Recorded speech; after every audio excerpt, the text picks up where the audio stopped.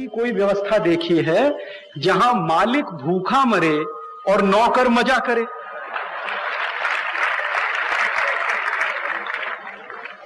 आप बताओ, दुनिया में कहीं आपने ऐसी व्यवस्था देखी कि मालिक तो भूखा मरे और नौकर मजा करे? आप अपने व्यापार में ऐसे किसी नौकर को रखेंगे? आप दुकान चलाते हैं, दुकान में ऐसा नौकर रखेंगे कभी कि नौकर मलाई खाए और मालिक भूखा मर जाए? तो जो देश का मालिक है, जिसको हम वोटर कहते हैं, देश का नागरिक कहते हैं, जो टैक्स देता है, लेजिटिमेट सिटीजन है, नेचुरल बॉर्न सिटीजन है, वो भूखा मर रहा है और हमारे देश के पुडारियों की पगार पे एक एक व्यक्ति पर 18 कोटी रुपए खर्च हो रहा है। फिर राष्ट्रपति की पगार तो 18 कोटी, उनके नीचे उपराष्ट्रपति, उनकी पगार का खर्च एक बरस का 13 कोटी। एक बार मैंने यह भी माहिती लेने की कोशिश की कि ये लोग काम क्या करते हैं, क्या काम करते हैं, आप पूछो क्या काम करते हैं उनसे। तो राष्ट्रपति का काम है कि लोकसभा से कोई फाइल जाती है उस पर सही करना। तो कितने दिन फाइल जाती है? बरस में 1 महीना बस। क्यों?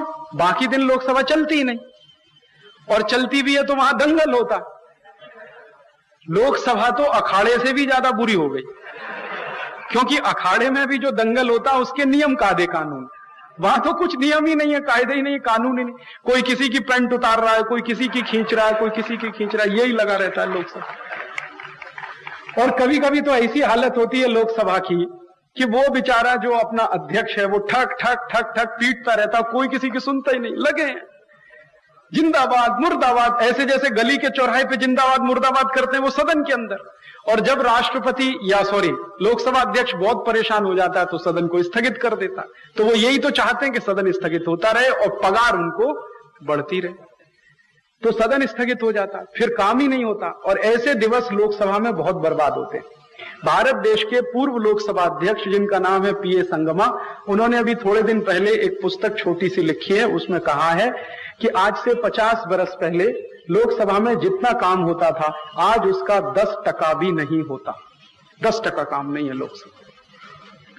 तो चूंकि लोकसभा में काम नहीं हो तो राष्ट्रपति को काम नहीं, लोकसभा काम करे तो राष्ट्रपति को काम हो, लोकसभा काम ही नहीं करती तो राष्ट्रपति को काम, और काम होता भी है तो सिर्फ सही करने। तो सही करने का काम करने के लिए हमने एक नौकर रखा है, उसको 5 लाख रुपए दिवस की हम पगार देते हैं। क्या विचित्र देश है। और हिंदुस्तान में जो मालिक है इस देश का, काश्तकार, मजदूर, अध्यापक, विद्यार्थी, आप, मैं, हम सब, जो रोज 8-8 घंटे मेहनत करें, 10-10 घंटे खेती में मेहनत करें, उनको 40 रुपए नहीं मिलता, 50 रुपए नहीं मिलता, 60 रुपए नहीं मिलता। बेचारे 10-10, 15-15 रुपए पे काम करने को तैयार है। कल मैं उरन नाम के गांव में गया, वहां मेरे एक परिचित मित्र हैं निमाड़े से, मैं उनसे बात कर रहा था तो उन्होंने कहा, राजीव भाई हमारे गांव की तो परिस्थिति ऐसी है कि बहनें, महिलाएं पूरे दिवस खेत में काम करें तो भी 25 रुपए नहीं मिलता उनको। तो हमारे देश का काश्तकार दिवस भर खेती में काम करे, मर जाए तो उसकी पीठ टूट जाए, क्योंकि जब वो खेती करता है, धान की खेती करे तो उसकी पीठ टूट जाती है, झुके झुके झुके झुके धान की रोपाई करनी पड़ती है। वो काश्तकार को दिवस में 25 रुपए भी न मिले और राष्ट्रपति को सिर्फ सही करने के लिए दिवस का 5 लाख रुपए खर्च। ये व्यवस्था अपने देश में। और राष्ट्रपति महोदय जिस घर में रहते हैं वो घर कैसा? 350 कमरे एक घर में। शिवाजी महाराज का महल भी नहीं था ऐसा, तो 350 किसी राजा का महल नहीं था 350 कमरे। राष्ट्रपति के महल में 350 कमरे। मैंने एक दिन उनको कहा, मेरे कुछ मित्रों को जो पुडारी हैं, कि राष्ट्रपति 2 पति पत्नी हैं बस, एक पति और एक पत्नी, और तो कोई है नहीं घर में। तो ये 2 लोग 350 कमरे में रहते कैसे हैं? आप मुझे जरा ये समझो, कैसे रहते? कुछ हिसाब ही नहीं बैठता उसका। मैंने एक दिन ये सोचा कि वो एक दिवस या एक रात एक कमरे में सोएं, दूसरे दिवस दूसरे कमरे में सोएं, तीसरे दिवस तीसरे कमरे में सोएं, तो भी 1 बरस के बाद पहले कमरे का नंबर आएगा। 1 बरस के बाद, क्योंकि 1 बरस में दिन 365, 15 दिवस छुट्टी के निकाल दो। हालांकि राष्ट्रपति की छुट्टी उससे ज्यादा है, 3 महीने की छुट्टी है उनकी, तो मैं तो 15 दिवस ही की बात करता हूं, तो 15 दिवस छुट्टी के निकाल दो, हर दिवस वो एक कमरे में सोए तो भी 350 कमरे का हिसाब कुछ समझ में नहीं आता। वो रहते हैं उतने बड़े घर में। हो सकता है राष्ट्रपति बनने के पहले उनके पास 2 ही कमरे का घर हो, लेकिन राष्ट्रपति बनने के बाद, माने हमारा नौकर बनने के बाद, उनको आलीशान महल मिलेगा। जब वो हमारे जैसे हैं तब वो 2 ही कमरे के घर में रहेंगे, लेकिन जब हमारे नौकर बन के सही करने के लिए बैठेंगे तो उनको 350 कमरे का घर मिलेगा। ये व्यवस्था अपने देश में। अब वो जो 350 कमरे का घर है उसकी सफाई होती है, तो उसमें तो 400 से ज्यादा तो कर्मचारी है झाड़ू लगाने वाले, फिर पीछे से पोछा लगाने वाले, दिवस भर उसमें सफाई चलती रहती, दिवस भर। मैं तो कई बार गया हूं वहां। और फिर वहां पे रसोई हैं, डॉक्टर हैं, 20 डॉक्टर, 20। अब पता नहीं कैसे इलाज होगा। एक डॉक्टर हो तो कुछ समझता भी है भाई उसको क्या बीमारी है क्या नहीं। अब 20 डॉक्टर एक साथ खड़े हो गए और राष्ट्रपति एक बीमार, कैसे इलाज करेंगे कुछ मुझे तो नहीं समझ। वो एक डॉक्टर एक डायग्नोसिस करेगा, दूसरा दूसरी करेगा, तीसरा तीसरी करेगा, पता नहीं कैसे इलाज। अभी हिंदुस्तान की परिस्थिति यह है कि गांव में 2-2 लाख लोगों के मरीजों पर एक डॉक्टर नहीं, और राष्ट्रपति के ऊपर 20 डॉक्टर। और जब वो चलते हैं तो 25-30 कारें उनके साथ चलती, 25-30 कम से कम। एक बार मैंने किसी को पूछा कि भाई इतनी कार क्यों चलती है, एक कार काफी है उनके लिए। तो उन्होंने कहा हम इसलिए 25-30 कार चलाते हैं कि उनके ऊपर कोई अतिरेकी हमला ना करे। तो मैंने कहा आप इसकी क्या गारंटी लेते हैं? तो उन्होंने कहा हम ऐसी गारंटी लेते हैं कि राष्ट्रपति किस कार में ये पता ही नहीं चलता। तो एक ही कार में वो बैठते हैं, बाकी सब खाली होती, सिर्फ ड्राइवर रहता, आगे पीछे लाइन से चलती है। एक में वो बैठते हैं, बाकी खाली चलती है। तो वो जब चलती हैं तो उनके डीजल पेट्रोल का खर्च वो अलग से है। तो कुछ समझता नहीं अपने को, तो ये क्या चलता अपने लिए। फिर उपराष्ट्रपति है, उनको तो बरस का खर्च 13 कोटि का है, उनका तो कुछ भी काम नहीं। राष्ट्रपति तो भी सही करते, उपराष्ट्रपति का तो वो भी काम नहीं। एक बार मैंने किसी को पूछा ये उपराष्ट्रपति क्यों बनाए आपने, काम तो कुछ है नहीं। तो वो कहते हैं कि राजीव भाई राष्ट्रपति मर गए तो।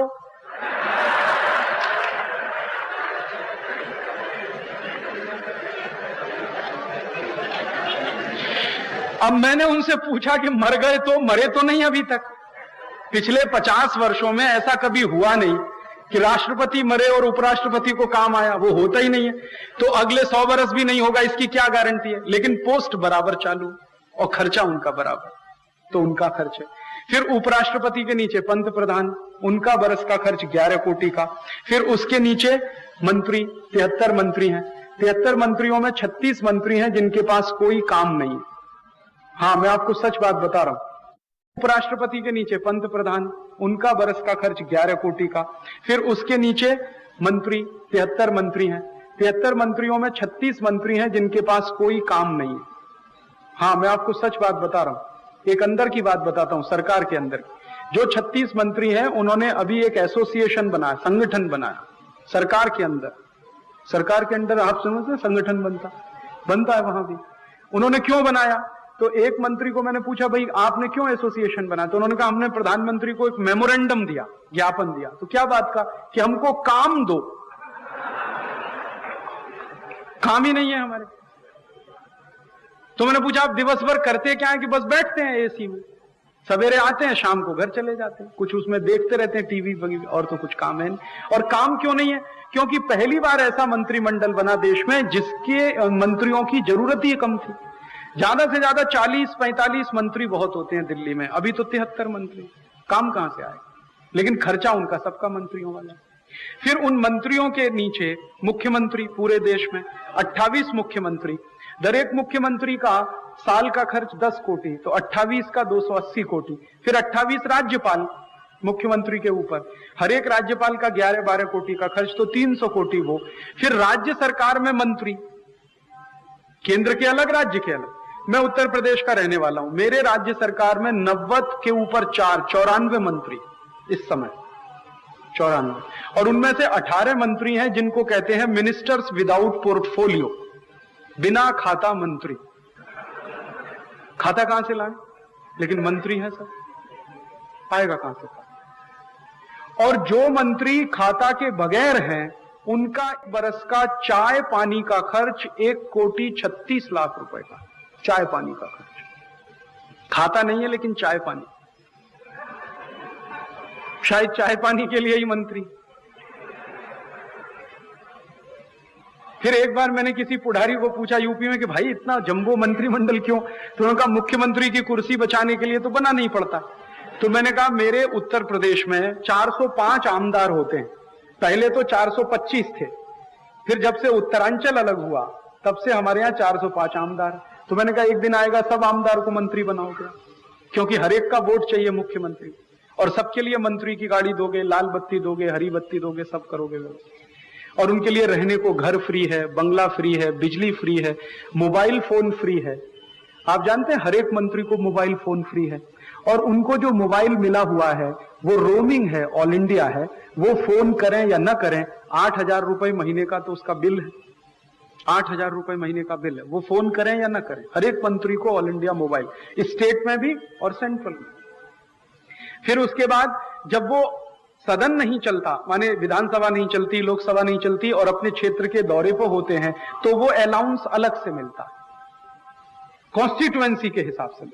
फिर गाड़ियों में डीजल पेट्रोल मिलता है। केंद्र के मंत्री को बड़े आराम से बरस में 400 लीटर डीजल या पेट्रोल फ्री है, मिनिमम इतना तो है।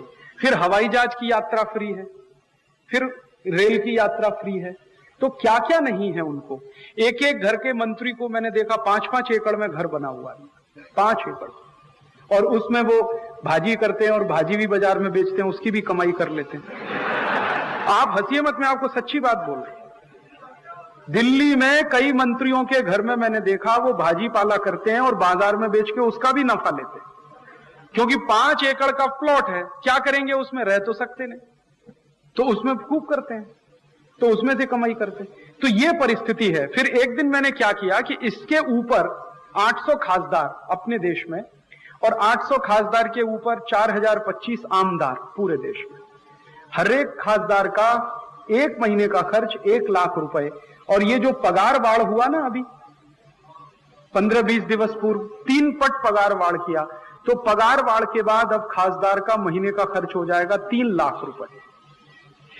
अभी तक 1,00,000 रुपए महीने था, 3,00,000।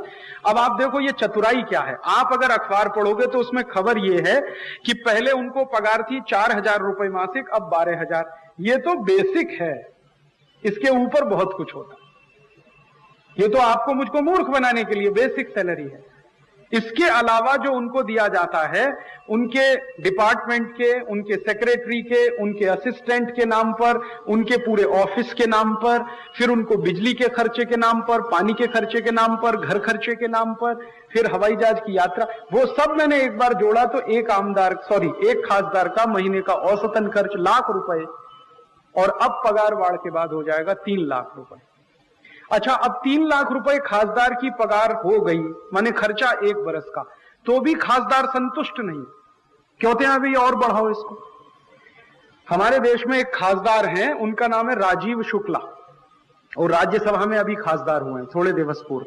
तो उन्होंने अभी थोड़े दिवस पूर्व कहा कि ये 3,00,000 रुपए मासिक जो हमारा खर्चा है ये कम है। तो उसको किसी ने पूछा कितना होना चाहिए, तो उसने कहा 12,00,000 होना चाहिए कम से कम। तो फिर उनको पूछा गया भाई 12,00,000 रुपए महीने का आप ऐसा कौन सा काम करते हैं जो आपको इतना मिलना चाहिए? तो उन्होंने कहा अमेरिका में मिलता है इतना। तो अमेरिका चले जाओ, फिर यहां क्यों हो हिंदुस्तान? जाओ अमेरिका, हमने तो नहीं रोका है आपको, ले लो वहां का वीजा, चले जाओ। और अमेरिका में तो उल्टी हालत है, अभी जो गए हैं उन्हीं को पीट पीट के भगा रहे हैं अभी। तो अमेरिका में 12,00,000 रुपए मासिक है, और वो तब है जब उनकी इकोनॉमी का स्केल और हमारी इकोनॉमी के स्केल में जमीन आसमान का फर्क है।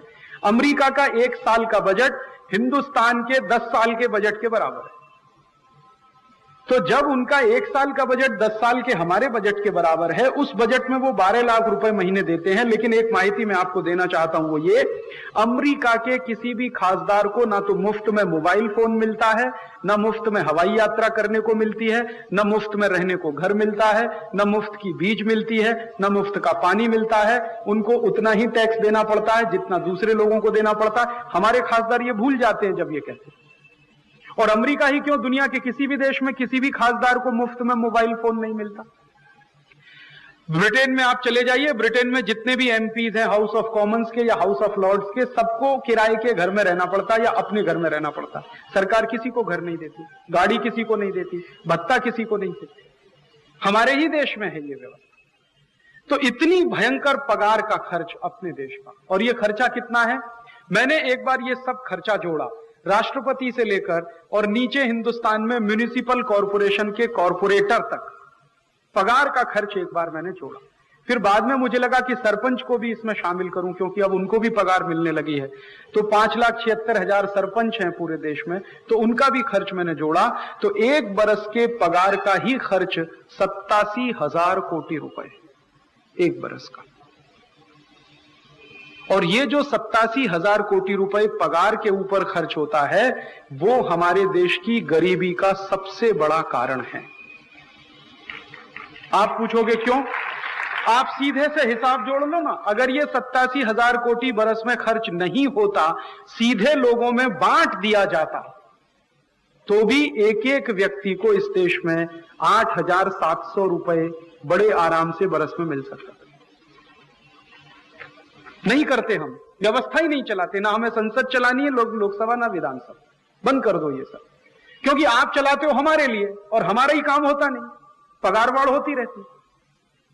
जब संसद में पगारवाड़ का विधेयक आता है, सब खासदार एक बाजू में हो जाते, कोई उस दिन विपक्ष नहीं होता, सब सत्ता पक्ष में आ जाते, और पगारवाड़ का विधेयक 3 मिनट में पारित होता है, बस 3 मिनट में। और मुझे इस बार इतना खराब लगा कि इसी वर्ष हिंदुस्तान में भूख से सबसे ज्यादा लोग मर रहे हैं, और इसी वर्ष अपने पुडारी पगारवाड़ में लगे हुए हैं। सबसे ज्यादा दुख की बात है अपने देश, और दुख ही नहीं, शर्म आती है मुझे मेरे देश के पुडारियों। यही देश है जिसको भारत हम कहते हैं। 50 वर्ष पूर्व इस देश में ऐसे पुडारी होते थे जो देश के लिए सब कुछ दे सकते थे, घर में जो है वो भी निकाल के दे सकते। आप उन पुडारियों के नाम गिन लो, लोकमान्य तिलक, हमारे देश में सुभाष चंद्र बोस, भगत सिंह, चंद्रशेखर आजाद, तात्या टोपे, झांसी की रानी लक्ष्मीबाई, नाना फडणवीस, सावरकर, महात्मा गांधी, ऐसे ऐसे आप लिस्ट बनाते जाओ, एक एक पुडारी का नाम लेते जाओ, चाफेकर बंधु, ये जितने भी नाम आप लेना चाहो ले सकते हो। इन सभी नाम लेने वालों के नेताओं के चरित्र लगभग क्या थे कि वो देश के लिए कुछ भी कर सकते थे।